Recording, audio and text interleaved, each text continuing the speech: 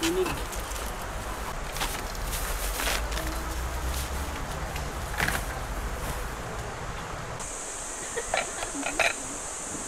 Huwag ka sa kabila, paharap.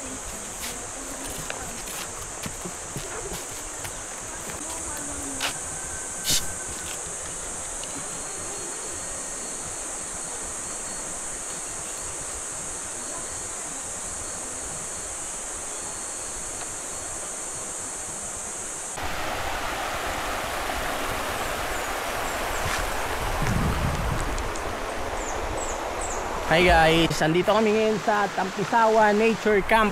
Yes! Sa Tanay Rizal. So andun yung tent namin. And ngayon ay nandito kami sa kanilang ilog.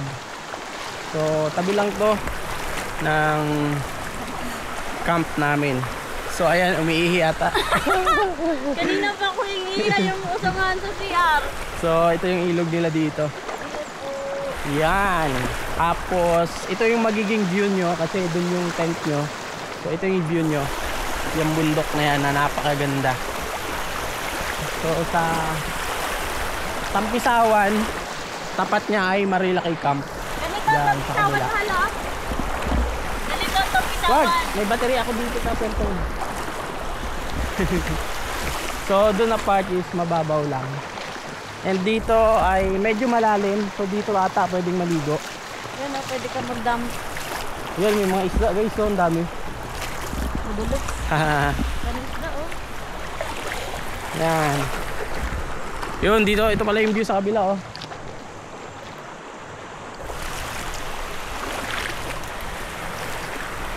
Okay ka naman dyan sa vlog ko. Hey! I'm so happy guys. You know guys, payat ako pero happy ako sobra. Yan, biglaan lang to ha.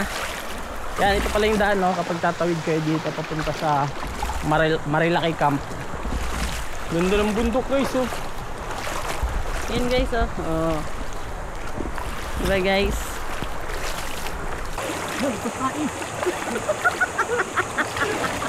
Nagpas tayo guys. Para si Chris si Jai.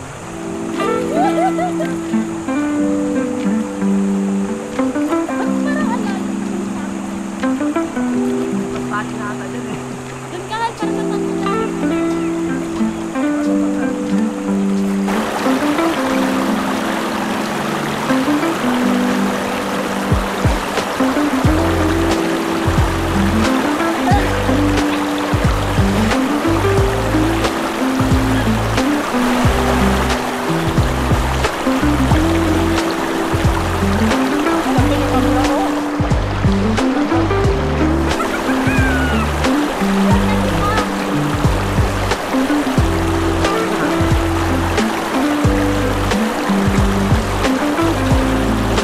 Hi guys.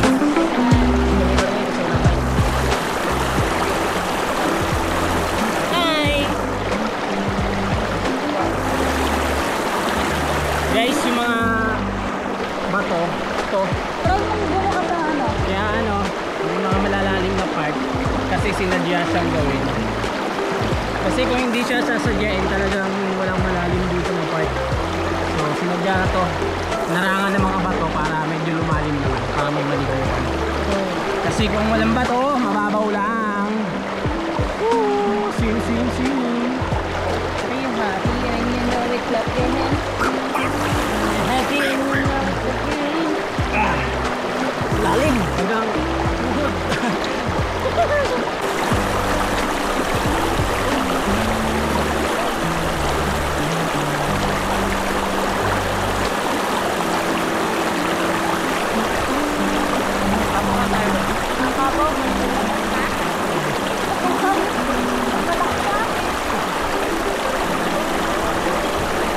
So yun guys, meron sila ditong duyan sa gitna ng ilog.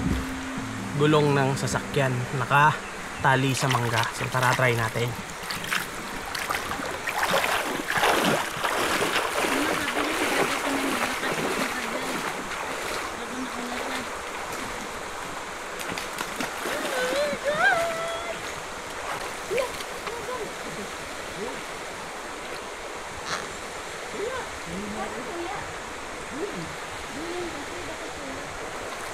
Bigat ko!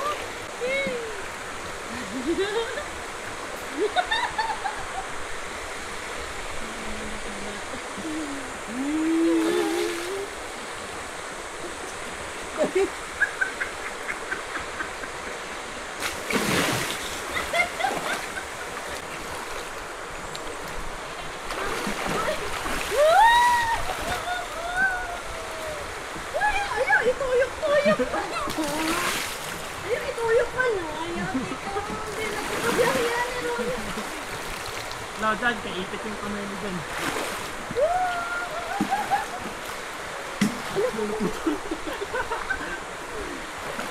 Ayaw, gamitin mo din siya.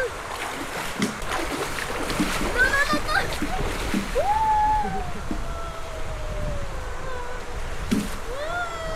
Buto dyan yung ulo mo.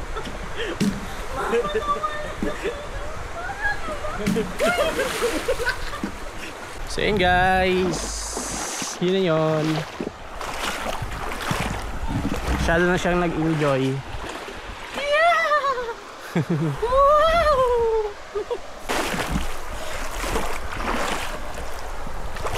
Tara guys, tapos na kami mag-swimming. Stress na ng hapon, so bago tayo umalis pauwi, kain muna tayo para busog tayo sa ating biyahe. Yes, medyo malayo-layo pa. Sakto lang naman. Biyahe natin ay 1 oras mahigit pauwi ng bahay. So, kain muna tayo para busog tayo sa biyahe. Actually, busog pa ako kasi ang dami kong nakain kanina eh. So, kain tayo konti bago pumunta sa daan.